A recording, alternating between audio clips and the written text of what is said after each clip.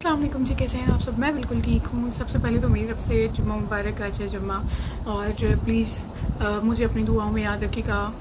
सब मुसलमानों को अपनी दुआ में याद रखिएगा। फ़लस्तीन वालों को ख़ास तौर पर अपनी दुआ में याद रखिएगा। और आज बहुत सारे काम है। मैंने अपना रूम क्लीन किया, मैं किचन क्लीन करके आई हूँ, डिशेस वॉश करके आई हूँ। और अब जो है मैं ब्रेकफ़ास्ट करने लगी हूँ। तो ब्रेकफ़ास्ट में मैं आपको दिखाती हूँ कि मैं क्या खाने वाली हूँ। ब्रेकफ़ास्ट में मैं लेने वाली हूँ एक पराठा। आज चीट का तीसरा दिन हो गया है। इंशाल्लाह आज से डाइट स्टार्ट करनी है, रात से फिर से इंशाल्लाह। और साथ में ले रही हूँ 2 फ्राइड एग्स।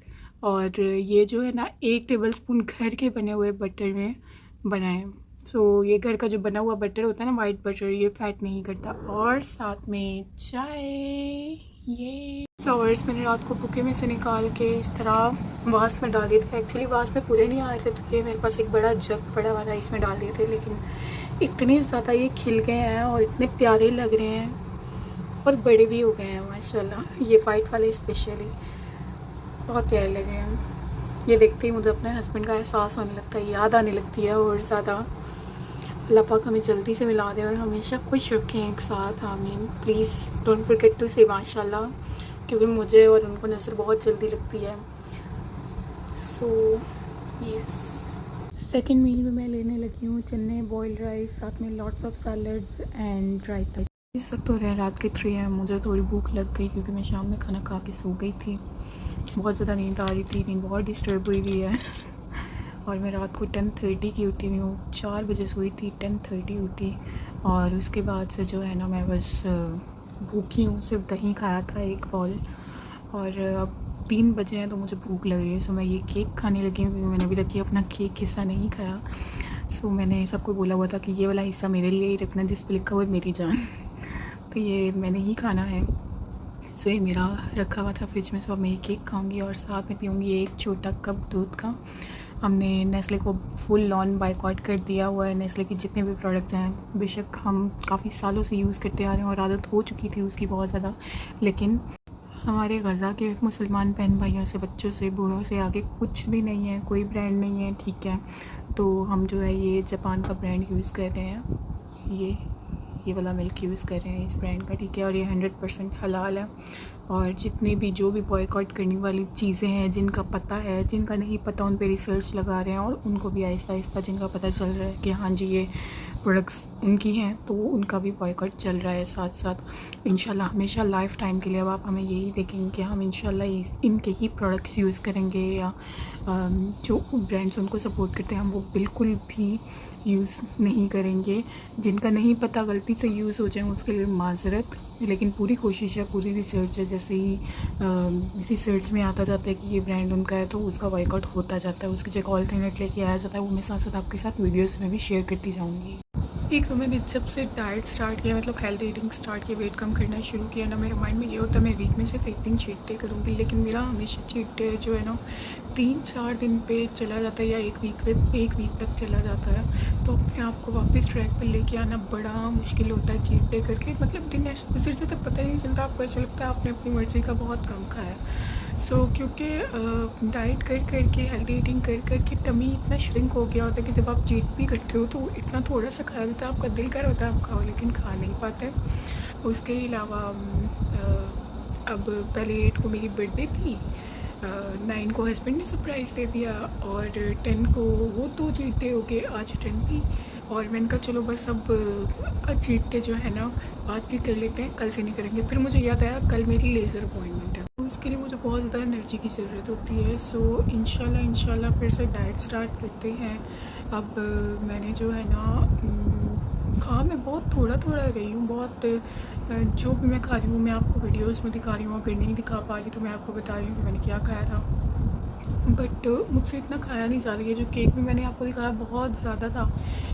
इसके मैंने कोई मुश्किल से जो है ना 10 टेबलस्पून्स लिए होंगे या उससे भी कम, क्योंकि खाया ही नहीं था जा रहा। टमी इतना श्रिंक हो गया हुआ है, नहीं खाया जाता। दिल भी कर रहा हो तो नहीं खाया जाता, क्योंकि आप जब इंटरमीडिएट फास्टिंग करते हो आपके टेस्ट बड्स जो हैं वो चेंज हो जाते हैं। आपको ये जो हम लोग केक्स, पेस्ट्रीज़, ये वाला मीठा खाते हैं, चॉकलेट्स खाते हैं, ये वाला मीठा जो है ना थोड़ा अच्छा नहीं लगता। मतलब लाइक आप खाना चाहते हो लेकिन ज़ुबान का टेस्ट चेंज हो जाता है। इट्स लाइक कि अगर आप ये वाला मीठा खाना भी चाहोगे ना, तो आपका दिल नहीं करेगा कि आप केक्स पेस्ट्रीज ज़्यादा खाओ, मतलब आप थोड़ी ही खा सकते हो, थोड़ा ही खाया जाता है, दिल कर रहा होता है पर थोड़ा ही खाया जाता है। उसके अलावा अच्छा, मैंने ये नोट किया कि जब मैं ये सब चीज़ें खाती थी ना, चॉकलेट्स पेस्ट्रीज एंड एवरीथिंग, तो मुझे फ्रूट्स का टेस्ट नहीं आता था, फ्रूट्स मुझे अच्छे नहीं लगते थे, मुझे फीके लगते थे। जब से मैंने डाइट स्टार्ट किया, मेरे टेस्ट बड्स सही होना शुरू हुए हैं। जब आप इंटरमीडिएट फास्टिंग करते हो ना, तो आपके टेस्ट बड्स जो है वो चेंज हो जाते हैं। जो आप बाहर की चीज़ें ज़्यादा खा रहे होते हो, वो टेस्ट बड्स ख़त्म होके जो नेचुरल ऑर्गेनिक चीज़ें हैं जो अल्लाह पाक ने बनाई हैं, जैसे फ्रूट्स हो गए, वो आपको जो है ज़्यादा अच्छे लगने लगते हैं, ज़्यादा उनका टेस्ट आने लगता है, ज़्यादा मीठे, ज़्यादा मज़े के लगने लगते हैं। सो आई हैव नोटिस्ड दिस। हमारे यहाँ तो कॉन्सेप्ट है फास्टिंग का, और जो रोज़े होते हैं बेसिकली, लेकिन इंटरमीडिएट फास्टिंग तो तब भी है। ये तो मैं सोचती हूँ जब हम लोग फास्ट कर रहे होते हैं तो वो कितने बेनिफिशियल होते हैं, फास्टिंग करना हमारे लिए कितना ज़्यादा बेनिफिशियल है। इंटरमीडिएट फास्टिंग तो ये अब मॉडर्न ज़माने में आई है, जब से लोगों ने रिसर्च लगाना शुरू की। जो लोग रोज़े नहीं रख सकते, ड्राई फास्टिंग जैसे हम लोग रोज़े रखते हैं वो नहीं रख सकते, उन्होंने इंटरमीडिएट फास्टिंग निकाल दी और उस तरह से वेट लॉस करना स्टार्ट कर दी। ड्राई फास्टिंग के जो हम लोग रोज़े रखते हैं उसके इतने बेनिफिट्स हैं, इतने बेनिफिट्स हैं। अगर हम लोग इंटरमीडिएट फास्टिंग करते हैं ना, और हम लोग ऑटोफेजी के उस पे लेवल पे पहुंच जाते हैं इंटरमीडिएट फास्टिंग करने के बाद, वो भी 24 आवर्स और पता नहीं कितने या 36 आवर्स के बाद पहुंचते हैं। लेकिन जो हमारा ड्राई फास्ट होता है, जो हमारे रोज़े होते हैं ड्राई फास्टिंग, उसमें हम पानी नहीं पी सकते ओबियसली। तो उसमें क्या होता है कि हम लोग 14-15 आवर्स का भी अगर रोज़ा होता है ना, तो उसमें हम लोग 14-15 आवर्स में ही ऑटोफेजी वाले लेवल पे पहुंच जाते हैं। मतलब ये जो इंटरमीडिएट फास्टिंग करते हैं, इसमें ये लोग इतना साथ साथ पानी पीते हैं। ऑब्वियसली पानी का इंटेक ज़्यादा से ज़्यादा करना पड़ता है इंटरमीडिएट फास्टिंग में, कि बॉडी को ड्राइनेस ना हो। और तो वो जो है 36 आवर्स के बाद आप ऑटोफेजी वाले लेवल पे पहुंचते हो, या 28 आवर्स के बाद मैं चेक करके दोबारा बताऊंगी आपको। लेकिन हमारे रोज़े में इतना फ़ायदा है, इतना बेनिफिशियल है कि आप बहुत जल्दी जो है वो ऑटोफेजी वाले लेवल पे पहुंच जाते हो। इसलिए तो हमारे रोज़ों में बहुत बरकत और फ़ायदा है कि अल्लाह पाक ने हर चीज़ माशाल्लाह से ऐसे बनाई है हमारी बॉडी के हिसाब से। जो चीज़ें हमें मना है वो हमारे खुद के लिए ही मना है, हमारे फ़ायदे के लिए अल्लाह पाक ने हमें उस चीज़ से मना किया है। जो रिसर्च अभी निकलती जा रही है दुनिया में, ये करोगे वो इस्लामिक पॉइंट ऑफ व्यू से तो ये ऐसे होगा, तो हमें वो चीज़ें अल्हम्दुलिल्लाह पहले से ही मिल चुकी हैं।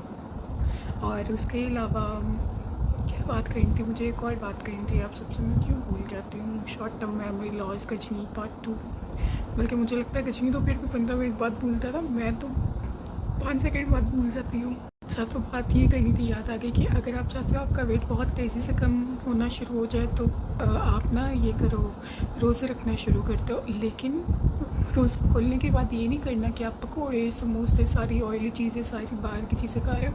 हेल्दी चीज़ें खाओ, जो मैं आपके साथ डाइट में शेयर कर रही हूँ चीज़ें, वो चीज़ें खाओ। मैं ना बहुत ज़्यादा वेट कम करने की वजह से ना मैं इतनी पागल हो गई थी, मैं पानी का इंटेक भी लिमिटेड कर दिया था। जैसे अगर मैं 20 आवर्स फास्ट कर रही हूँ तो मैं 20 आवर्स तक पानी भी नहीं पीऊँगी, जिसकी वजह से मेरी बॉडी पे ड्राइनेस हो गई, डार्क पैचेस पड़ना शुरू हो गए, ड्राइनेस की वजह से इचिंग होना शुरू हो गई है। तो अब जो है ना मैं ज़्यादा पानी पी रही हूँ। मैं पानी में तब भी ज़्यादा पी रही थी, मतलब अगर मैं 20 आवर फास्ट कर रही हूँ, 4 आवर खा पी रही हूँ, तो मैं उसमें 4 आवर में तकरीबन 2-2.5 लीटर 3 लीटर पानी का इंटेक कर रही थी। लेकिन उसके बावजूद मुझे ड्राइनेस होगी। वो इस वजह से, देखिए रोज़ा जो होता है वो हम एक लिमिटेड टाइम के लिए रखते हैं। जैसे अभी सर्दियाँ हैं तो हम सुबह 5:40 पे जो है फजर की अजान होती है, और फिर शाम को जो है वो 6:30 तक 6:15 तक जो है मगरिब हो जाती है। तो बहुत लिमिटेड टाइम होता है जिसमें हम पानी नहीं पी रहे होते। उसके बाद हमें पता होता है रोज़ा खोल लिया, अब हमने पानी का इंटेक ज़्यादा करना है। लेकिन मैं इंटरमीडिएट फास्टिंग करते करते इतनी पागल हो गई थी कि अगर मैं 20 घंटे फास्ट करूँ तो मैं 20 घंटे खुद को प्यासा भी रखूँगी। तो ये गलती मेरे वाली नहीं करनी है, मुझसे गलती हुई है। हालांकि मैंने इतने ज़्यादा दिन ऐसा नहीं किया, 2-3 दिन ही किया। उस वजह से ही मुझे लगता है मुझे थोड़ी सी ना डिजीनेस होना स्टार्ट हो गई, क्योंकि मैं पानी भी लिमिटेड टाइम के लिए पी रही थी, और खा पी भी, मतलब खाना तो ठीक है उसकी तो मुझे समझ में आती है, लेकिन पानी का इंटेक मस्ट भी करना ही होता है ज़्यादा। और चलें, तो यही होप मेरी वाली गलतियाँ आप लोग नहीं करेंगे। जो मैंने शुक्र है पहले वीक में ही सीख लिया। मैंने तकरीबन 3-4 महीने पहले इंटरमिटेंट फास्टिंग की थी, जिसमें मैंने अपना 11-12 किलो वज़न कम किया था। और फिर अब मैं भूल गई थी बहुत सारी चीज़ें। मुझे लगा मुझे पिछले व्लॉग्स भी देखने की ज़रूरत है, उसमें मैंने बहुत सारी टिप्स शेयर की थी, बट वो इस चैनल पे नहीं है। मैं इंशाल्लाह वो भी शेयर करूँगी आपके साथ, और आई होप आपके लिए ये वीडियो यूज़फुल रही होगी।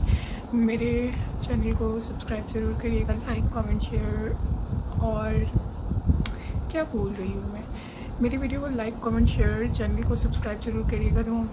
दुआ में याद रखिएगा, अपना बहुत ज़्यादा ख्याल रखिएगा। मिलते हैं नेक्स्ट व्लॉग में, तब तक के लिए अल्लाह हाफ़िज़।